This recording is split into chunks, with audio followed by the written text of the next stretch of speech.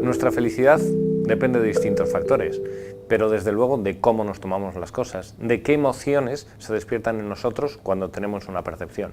Las emociones son parte integrante de nuestra salud, de nuestras relaciones, de nuestra calidad de vida, y por eso queremos hoy hablar del componente emocional y de cómo nos afecta con el doctor Jorge Carvajal. Bienvenido, Jorge. Ese es un tema bien especial, que es para vivir, no tanto para hablar, sino para vivir, para sentir. Obviamente tendríamos que hablar para tratar de delimitarlo y entrar de lleno en el campo. Y es que cuando hablamos de las emociones nos referimos al humor, a nuestro estado de humor. Cuando hablamos de eso nos referimos a la teoría de los humores, ¿sí? Y esa teoría de los humores tiene que ver con las distintas emociones y la manera como se manifiestan en nuestra fisiología, también cómo circulan en nuestra sangre, y nos vamos a referir a estados de ánimo, a aquello que nos anima. Lo que nos anima es lo que nos da la vida. El ánimo, el ánimus es como el alma. ¿Qué relación hay entre el ánimo, el ánimus, el alma? Lo que nos anima, nuestros humores, nuestro sentido del humor, nuestra condición emocional, es bien importante porque es ahí donde tenemos la vida, nuestro movimiento, nuestro ser, digamos, que es como la tierra misma de la vida. Esas son nuestras emociones. En ese sentido, reconocer que las emociones son una estrategia de supervivencia. En segundo lugar, reconocer que la vida es un proceso de cambio permanente, y ese proceso de cambio permanente consiste en estar aprendiendo continuamente, que estamos aprendiendo. Y en tercer lugar, que las emociones también son estrategias preciosas de aprendizaje, que aprendemos del temor, como aprendemos de la ira, como aprendemos de la tristeza, o podemos también ser víctimas de ese tipo de emociones. Así que aquí tenemos un punto de partida. Las emociones no son una catástrofe, ni son un obstáculo para el pensamiento, ni son nuestra debilidad como hemos creído. Las emociones es lo que más fortaleza nos puede dar.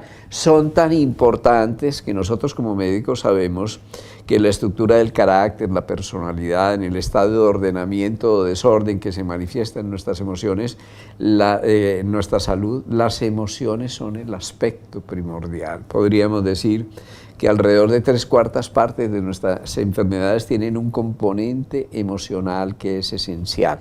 Entonces viene una pregunta: ¿podríamos ser maestros de nuestras emociones? ¿Podríamos gozarlas en vez de tener que soportarlas o ser víctimas de ellas o sufrir? ¿Podríamos utilizar el miedo a nuestro favor en lugar de quedarnos congelados en el terror? ¿Podríamos utilizar la ira a nuestro favor en lugar de sucumbir en la turbulencia de la ira o un estado de irascibilidad que nos daña la vida y que nos posee? ¿Podríamos no caer en el pozo oscuro de la depresión, sino aprovechar nuestras tristezas a nuestro favor de la mejor manera posible? ¿Podríamos navegar en una corriente leve de alegría y de inocencia y ser otra vez como niños y gozar y disfrutar la vida? ¿Podríamos coger el apasionamiento y la dependencia y la posesividad que nos retienen y convertirlas en una corriente que encausa nuestra vida en dirección de la consagración y la realización? Digamos, esas son las preguntas fundamentales en relación con nuestras emociones. Y también para advertir que las emociones tienen algo fundamental, y es que se están inscribiendo anatómicamente. Se están inscribiendo en nuestro cuerpo, están determinando a cada instante cómo se expresan nuestros genes, cómo se expresa nuestro código genético, qué tipo de proteínas tenemos o de neurotransmisores están circulando, cómo se correlacionan las distintas partes de nuestro cerebro. Quiere decir que aquí nos jugamos la vida en el tema de las emociones. ¿Las emociones, Jorge, son buenas y malas o somos nosotros los que las etiquetamos? Sí. A ver, las emociones son como un bisturí, ¿no? Sí, sirve para matar o sirve también para sanar, ¿no? O son como un láser. Tú no puedes decir que el láser es bueno o malo, son como las motocicletas. Yo Yo oía hablar a mi abuela que decía que las motocicletas son muy peligrosas y yo nunca había visto una motocicleta por ahí sola matando a nadie, ¿no? Son peligrosos los motociclistas como son peligrosos los motoristas. Los aviones no son peligrosos los pilotos cuando pierden su sentido de las proporciones, ¿no? Cuando no tienen sentido de sus propios límites. Así que cuando nosotros tenemos sentido de nuestros propios límites, aprendemos a gestionar nuestras emociones y podemos darle a las emociones, entre comillas, negativas, que no son otra cosa que emociones negadas o emociones reprimidas, le podemos dar una connotación positiva. Podemos decir desde el punto de vista emocional que la vida es un prodigioso viaje, un maravilloso viaje, que va desde Eros, el mundo profundo de los impulsos, ¿sí?, al mundo de los pulsos, del ritmo y el sentido, que es el mundo de logos, del sentido. Entonces es un viaje de los sentidos al sentido, de Eros a logos, y ese viaje lo hacemos a través de las corrientes de nuestras emociones. Podemos utilizar las corrientes de las emociones a nuestro favor. Así que la vida no es de aquellos que decimos que no tienen temor, porque los que dicen no tener temor son temerarios, y los temerarios son muy peligrosos. De héroes están llenos los cementerios. Así que también el temor bien administrado es lo más maravilloso que nos puede pasar en la vida. Es aquello que nos lleva a caballo de esa emoción que genera prudencia y sentido de las correctas proporciones, a vivir, a experimentar la vivencia del amor, ¿sí? ¿Cómo podemos cambiar esa polaridad, ¿no? Si realmente el potencial, la energía que contiene cada emoción, la podemos utilizar en un sentido o en otro, ¿cómo podemos, si es que se puede, utilizar esa energía de la propia emoción en nuestro favor? Hay una cosa maravillosa, eso lo llamamos la alquimia emocional. Hay una verdadera alquimia emocional. Cómo convertir una emoción que está retenida en una emoción constructiva y una emoción positiva. Es decir, cómo aprender la lección inherente a cada uno de nuestros estados emocionales, para no negar la emoción, para no luchar contra ella, para no reprimirla, sino para encauzarla adecuadamente.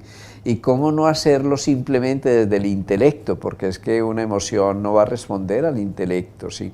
Una emoción responde a la aspiración, y la aspiración a un ideal, pero un ideal no es simplemente una idea, ¿no? Un ideal es una idea cuando se ha llenado del vórtice de energía de una emoción positiva, es eso. Así que el mundo lo mueven los ideales más nobles, el heroísmo, los grandes transformadores de la vida, de la justicia social, los luchadores por la justicia social, los héroes, los grandes científicos, los grandes artistas, son personas que han tenido una vida emocional profundamente rica, pero la han sabido encauzar en la correcta dirección. Entonces hay una primera condición, ¿sí? Exorcizar la emoción no es la vía, ¿no? Porque la emoción no es un demonio, ¿sí? El demonio es la emoción reprimida, la emoción sumergida, negada, que termina desbordándose y poseyéndonos, ¿sí? La primera condición es la total aceptación, ¿sí? Yo no lucho contra las emociones, ¿sí?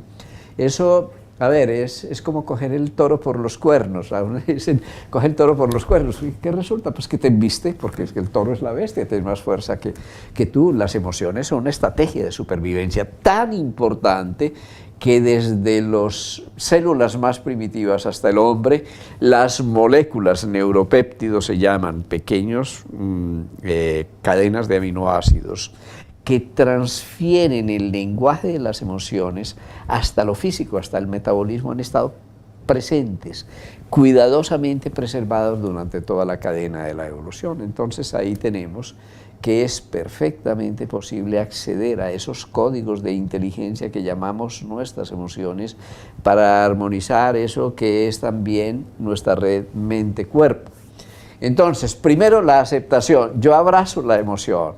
Le digo a la emoción, eres la mejor parte de mí, no eres mi sombra.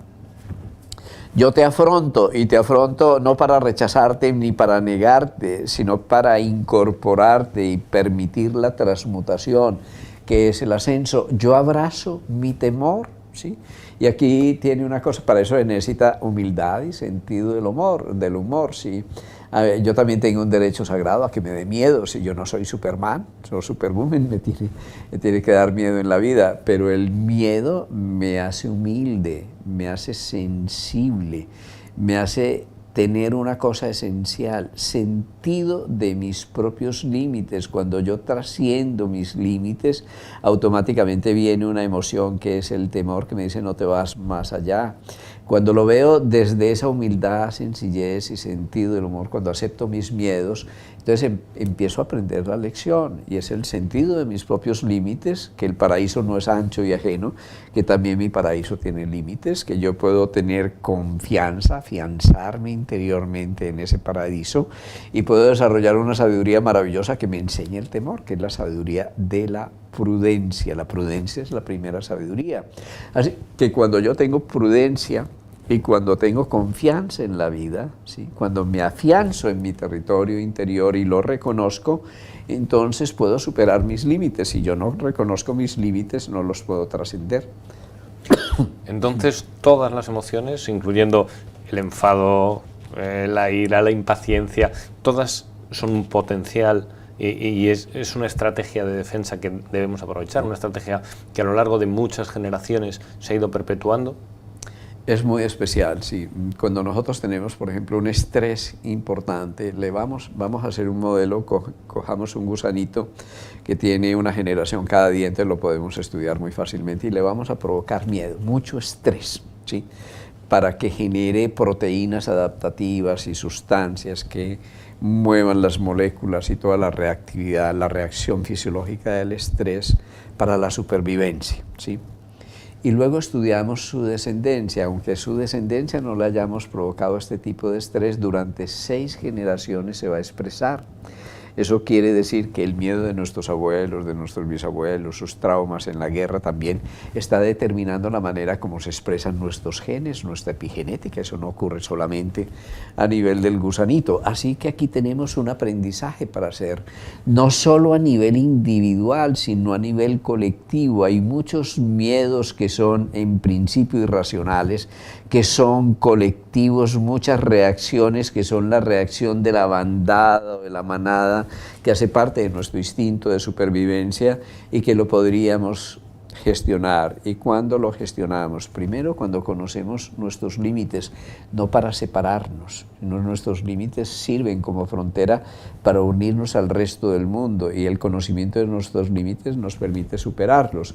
Y en segundo lugar, para reconocer que nos podemos afianzar interiormente, que la seguridad no viene de un búnker, porque generalmente construimos búnker y armaduras en torno de esto y acorazamos nuestra personalidad y nos separamos de todo el mundo sin saber que nos estábamos separando de nosotros mismos. Así que la seguridad no es externa, no viene del búnker. La seguridad viene de tus raíces, del conocimiento de tu propio territorio para poder expandirlo. Y eso es lo que ocurre a nivel del temor, pero lo mismo con la ira. Cuando yo veo los grandes héroes tuvieron mucha ira, pero no se quedaron ni en la amargura, ni en la cólera, ni el resentimiento, sino que la canalizaron en torno de la justicia social. En principio la ira aparece cuando hay injusticia, cuando tu territorio es pisoteado, es invadido, cuando no permiten el reconocimiento de tu identidad, cuando afectan tu dignidad. En ese momento te exaltas. En el momento en que un niño se siente invadido, en ese mismo instante el niño se revela y a lo mejor grita, y ese grito es la mejor autoafirmación. A veces lo interpretamos mal como una oposición al principio de nuestra autoridad contra nosotros como padres.